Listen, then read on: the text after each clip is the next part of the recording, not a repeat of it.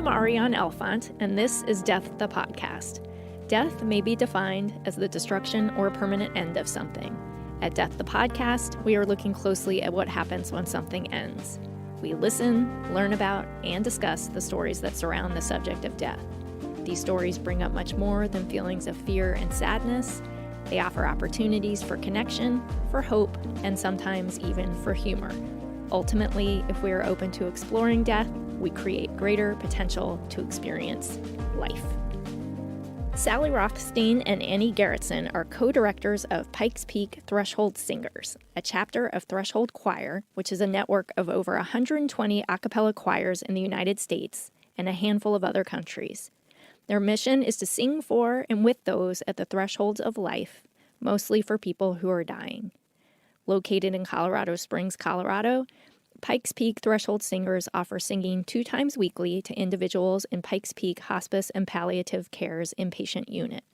Groups of 3 or 4 singers, when invited in, sing comforting lullaby-like songs designed to bring ease and peace in what can be one of life's most challenging times. Annie, a retired teacher and songwriter, and Sally, the regional manager of Project Angel Heart, an organization who brings meals to those with life-threatening illnesses, joined the choir in 2010. Since then, with Annie's original music as part of their repertoire, the two have been bringing peace and grace through song to the bedsides of the dying. Welcome, Annie and Sally, to Death the Podcast. Thank you so much. It's our pleasure to be with you. Thank you, Arian. Tell me, how did each of you come to be involved with the Threshold Choir? Music has been a part of my life for a long time. Grew up singing with my family and have integrated music in a variety of ways throughout my life. I worked with Pikes Peak Hospice and Palliative Care, which happens to be the hospice in town here that we partner closely with. And in that experience, deepened my connection with end of life. And I was drawn to that because of my mother dying 21 years ago, and wanted to be in an environment that was honest. As it was the opportunity for the most honesty that I could imagine. Like if there were a moment to be honest in life, this is it. And so when the opportunity came in a more formal way to sing and be with people and bring my voice blended with other voices and hearts, and to bring these beautiful songs to this most honest moment,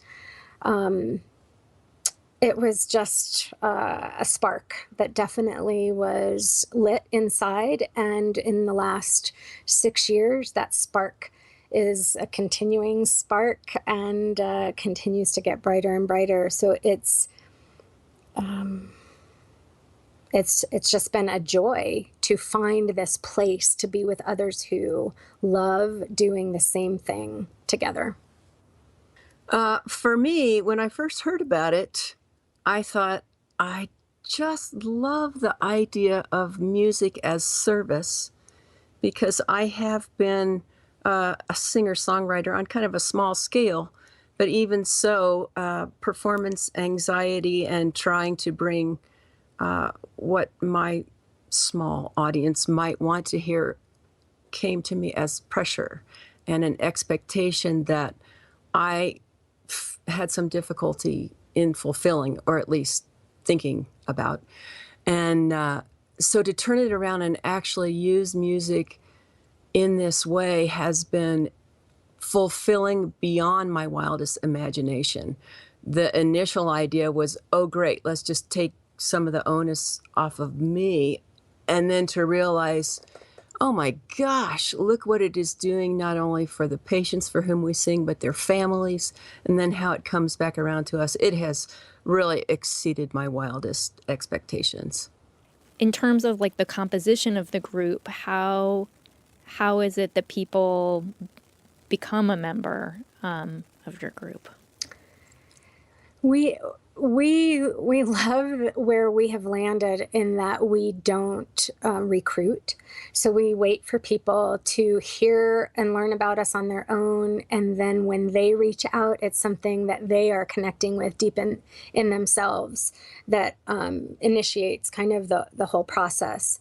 And so as much as anything, we've realized actually recently that we don't audition a voice.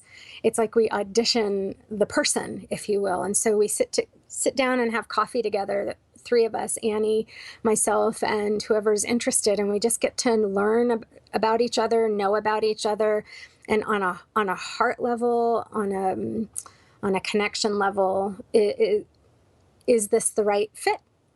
And we speak very, very openly about that it just needs to feel right for everybody. The three qualities that Kate Munger initially described in terms of the expectations for people who might sing as a threshold choir member were that they convey kindness with their voices, that they blend their part in a trio, and that they can hold their part in a trio.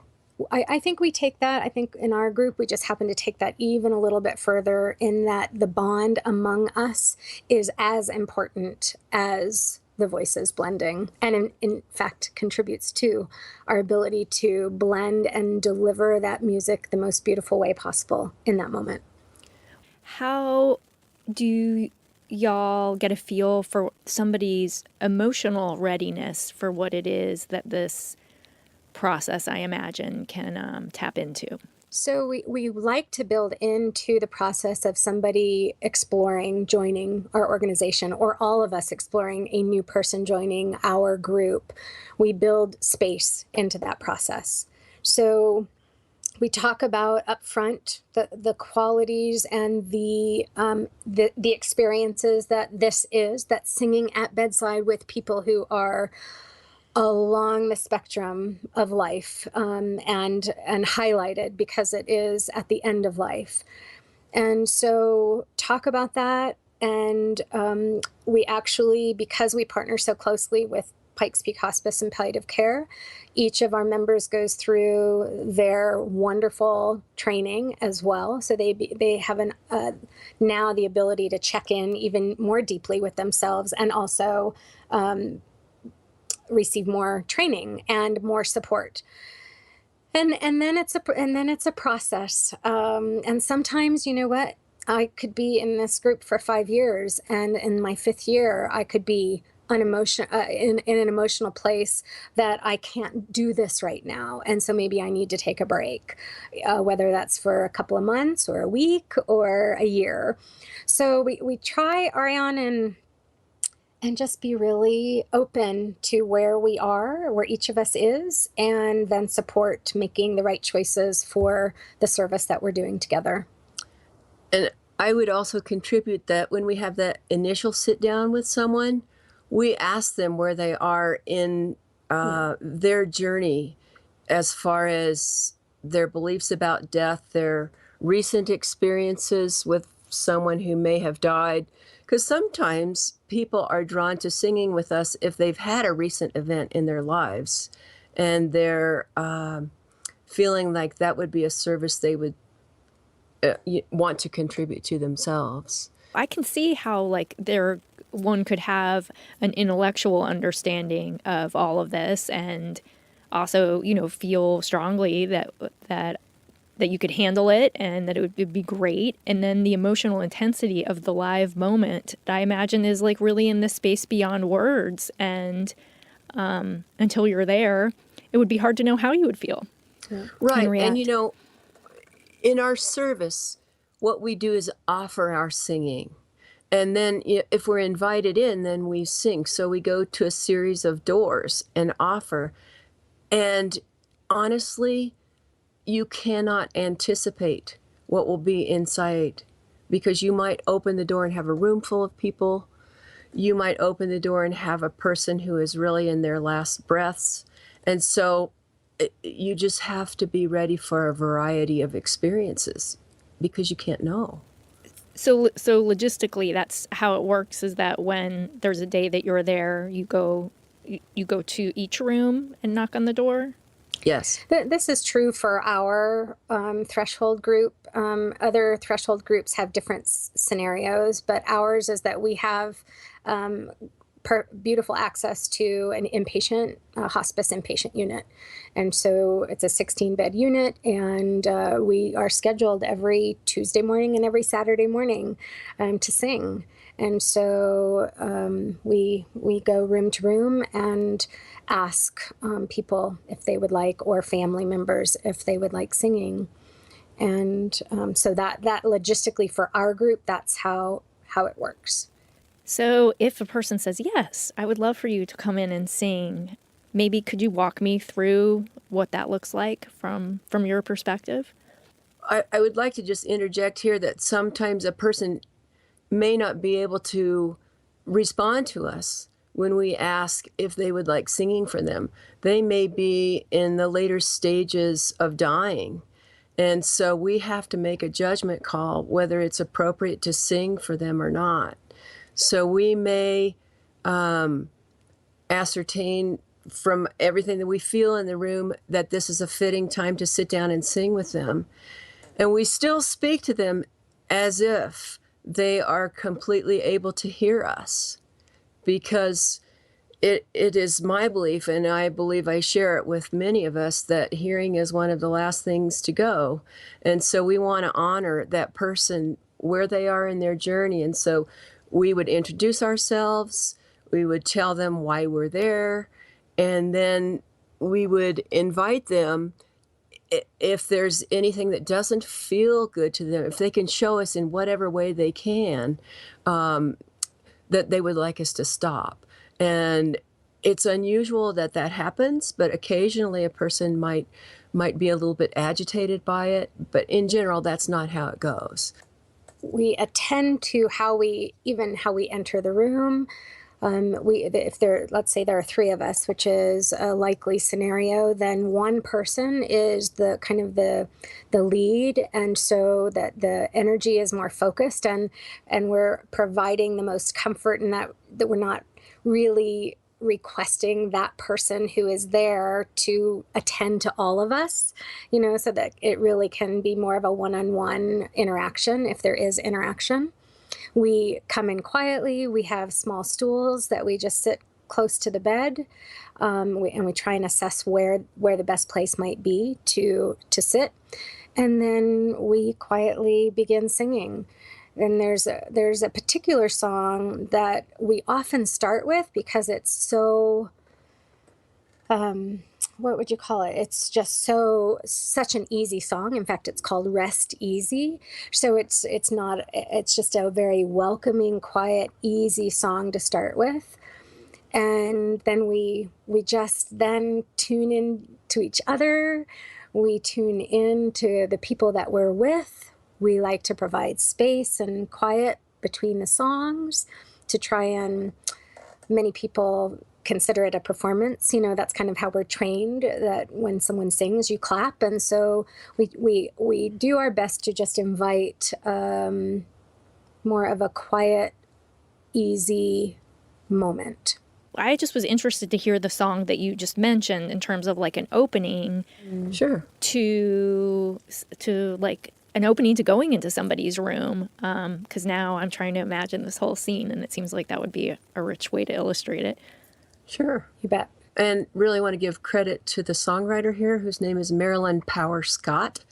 And she is legendary, and I would say iconic within the Threshold Choir for having created one of our, she is one of our our best loved songwriters, and Yes. a really wonderful person. So, easy, rest easy, let every trouble drift away. Easy, rest easy, love enfolds you and holds you safe.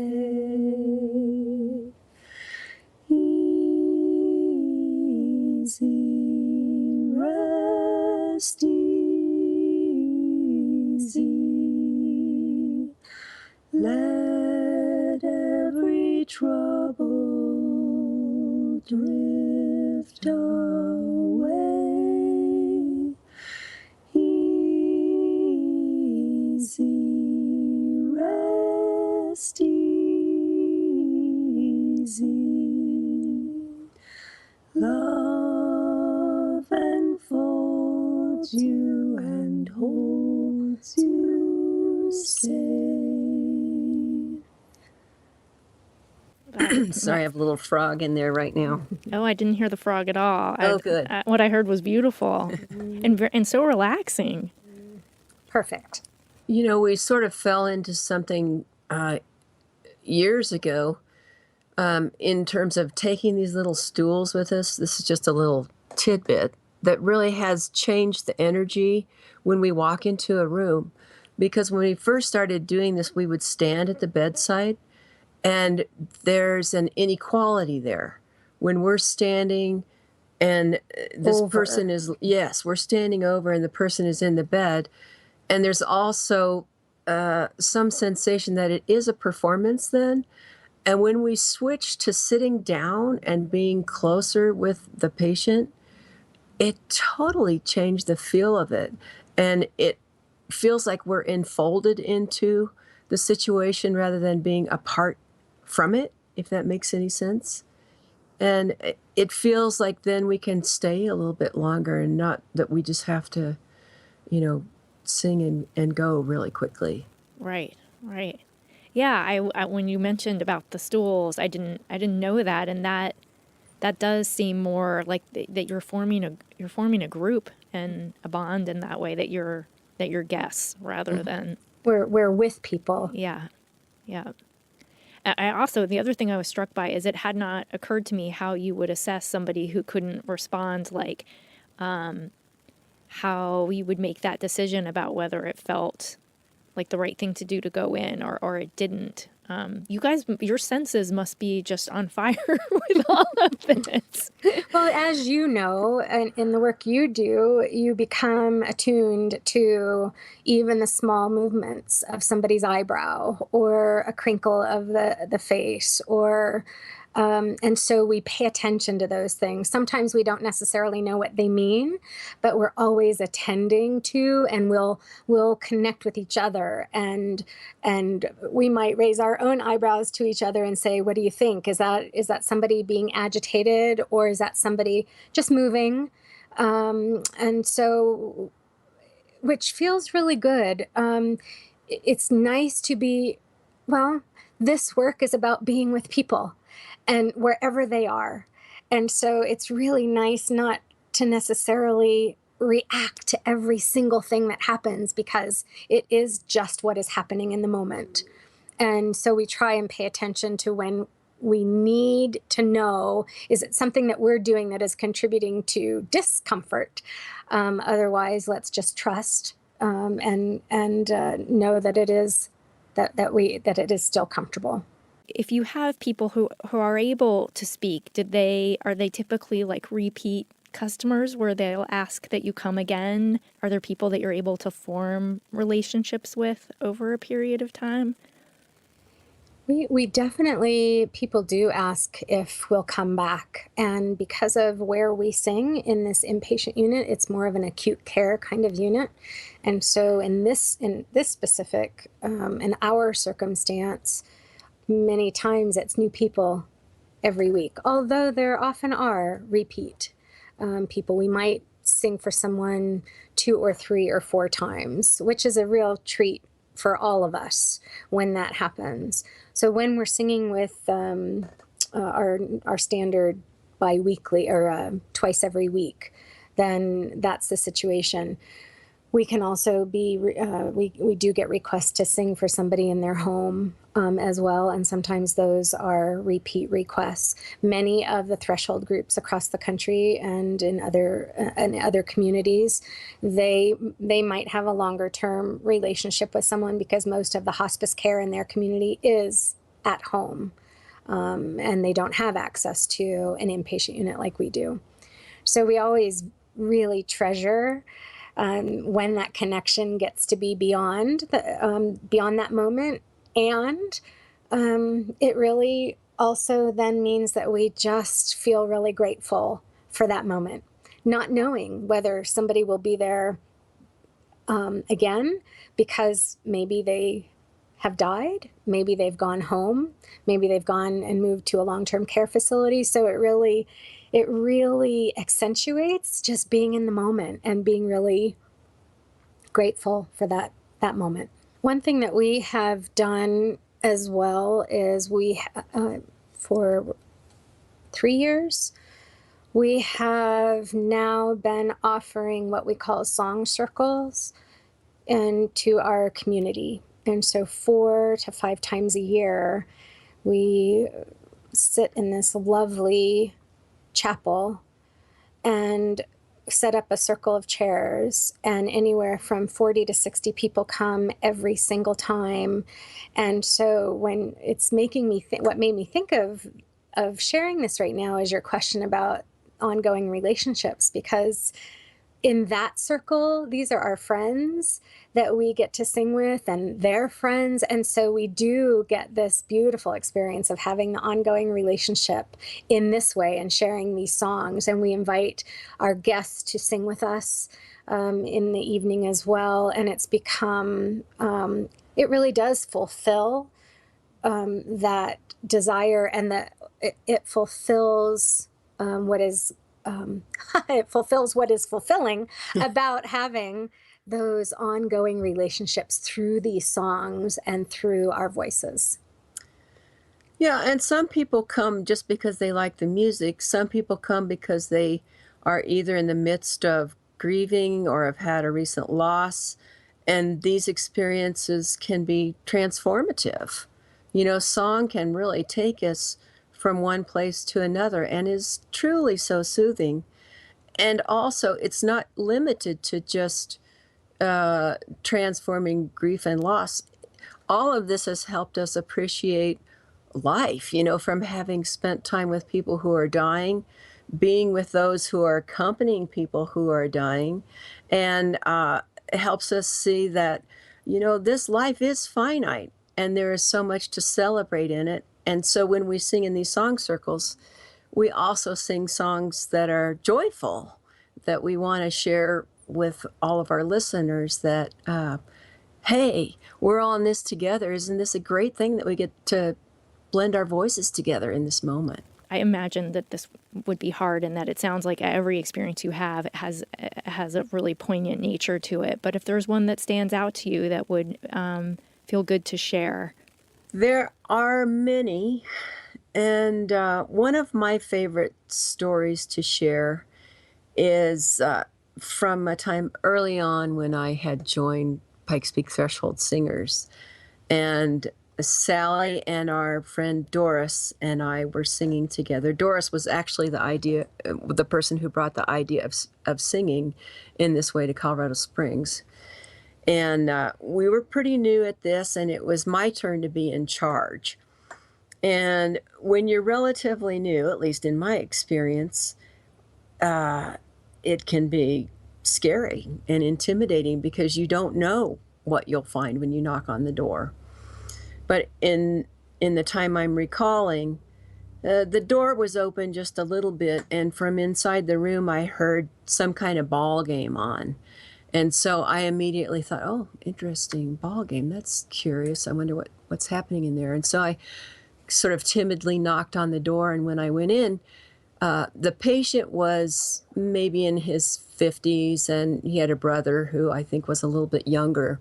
And they were talking, and this ball game was on, and my stereotypical response in my head was, oh, here's a couple of guys watching a ball game, having a chat, and probably the last thing they want is to hear some music from, you know, kind of little old ladies that want to sing to them. And yet our protocol is that we offer. And so I did offer, and there was just a very slight hesitation, and the fellow said, yeah, I think I would really enjoy that. And so I was surprised by that. But I was even more surprised by what happened following that.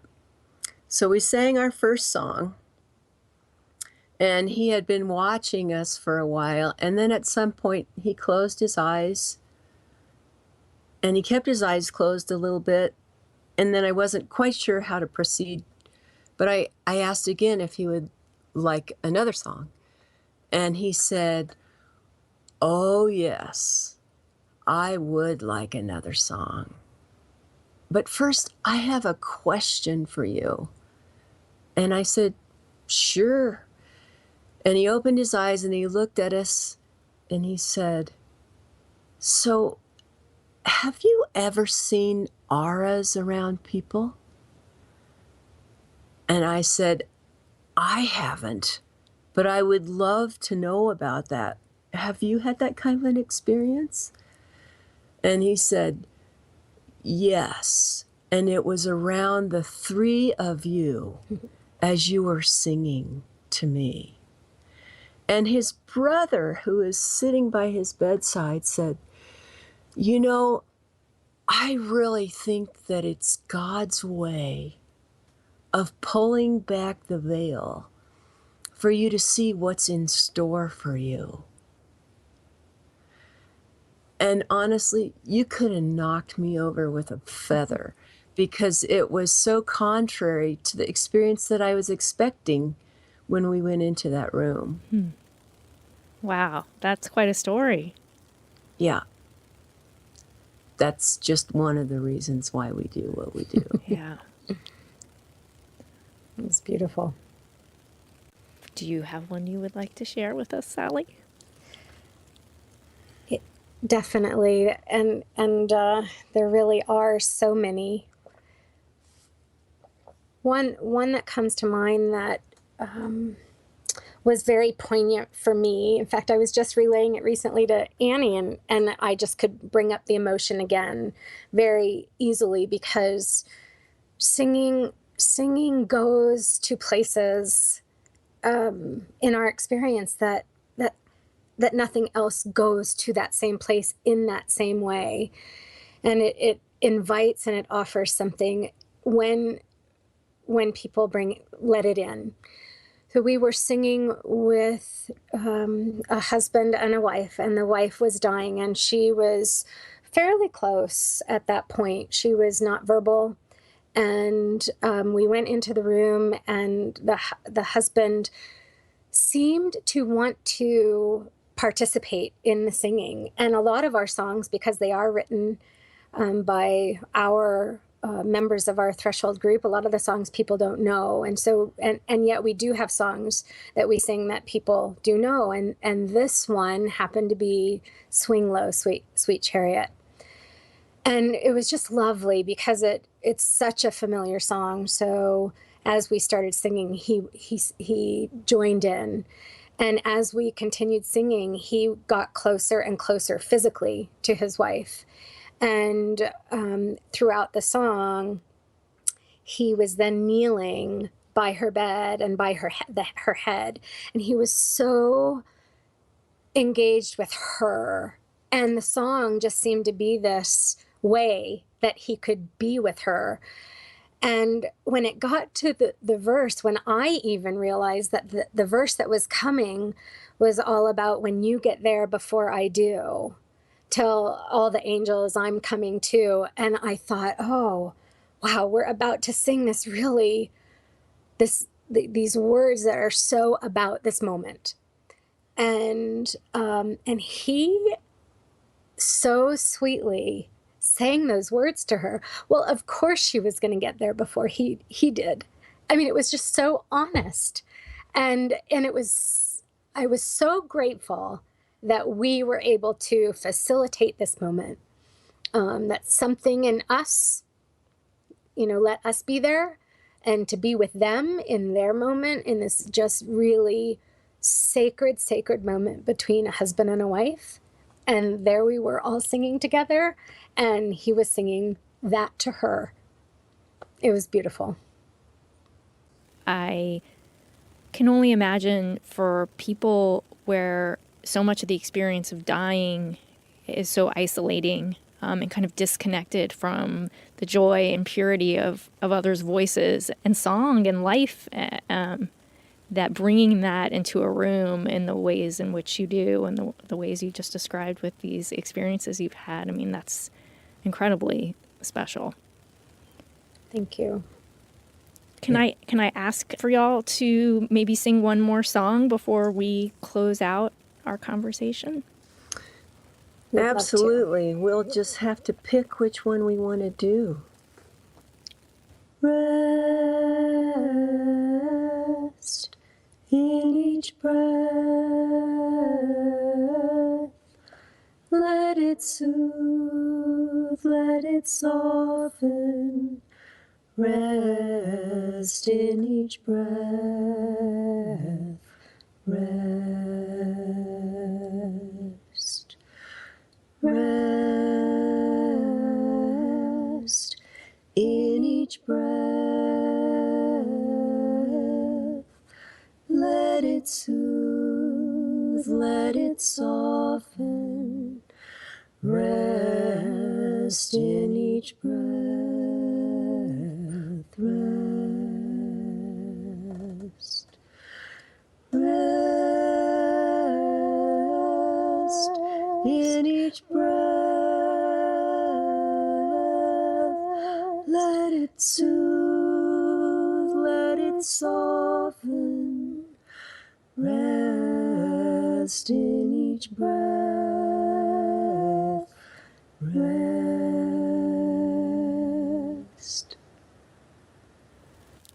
Wow. Thank you. Well, and to credit the songwriter, Annie Garretson wrote that song. She did. She did a great job. That's incredibly beautiful. Thank you. You know, and you made me think that music really is the gateway, it seems.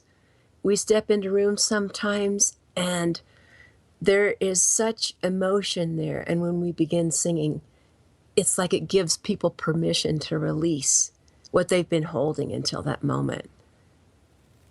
And what an opportunity for us, you know, to supply that. Yes. So Sally Rothstein and Annie Garretson, co-directors of Pikes Peak Threshold Singers, thank you so much for being with us today on Death the Podcast. We're so happy to have an opportunity to talk about what we love to do. It's really been a joy. Thank you, Arian.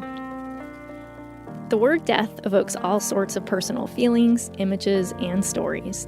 These stories are amazing, and sharing them connects us more fully to life.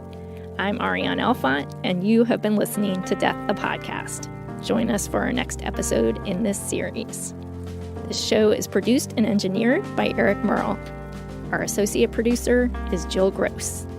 Our theme music, It Happened, is written by David Milling and is performed by David Milling and Charles Milling.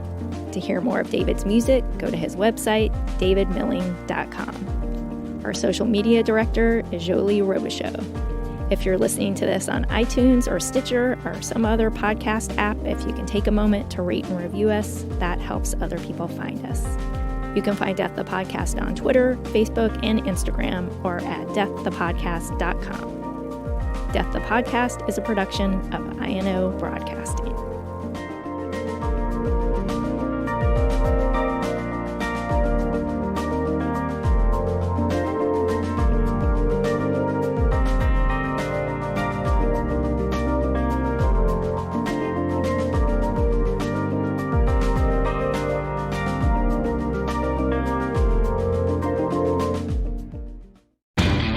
You know Labor Day signals the unofficial end of summer, but not the end of your outdoor projects. Lowe's helps you do it right and helps you save with Labor Day deals throughout the store.